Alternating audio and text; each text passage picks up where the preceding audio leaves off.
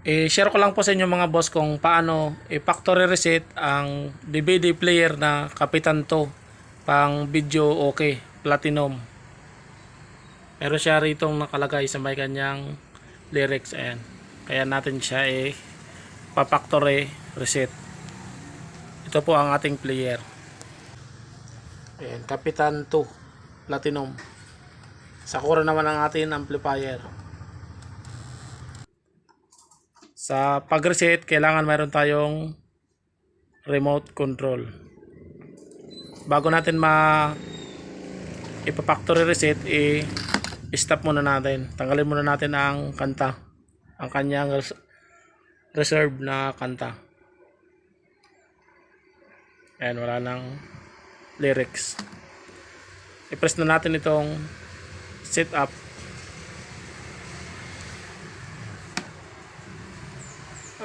Enter natin ang password na 4 na 0 000. Ito. Ayan. Dito nyo mapapansin, sound effect naka-off, singer naka-high, shade. Ito rin yung kanyang score. Makikita mo rin dito yung score kung mataas o mababa. Ayan. Para ma-reset, i-press lang natin dito sa baba dito. Ayan. Press lang natin. Ayan. Ito mga boss ang factory setting. Factory reset na rin yan. Lagay natin sa factory setting. I-press natin itong kulay blue. Ayan. Ayan ang mga boss na i-reset na.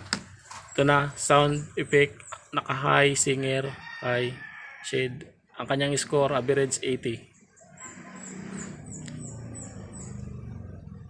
Sa pag-exit naman, kapag natapos na natin i-factory reset, i-press naman natin ang stop ito para ma-exit.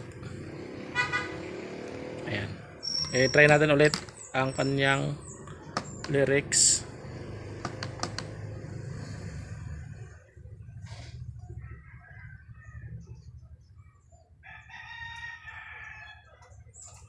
Kailangan natin magkaroon ng lyrics dito. Naka-off muna ang ating amplifier para sa hindi tayo ma-copyright. Hintayin lang natin na intro pa.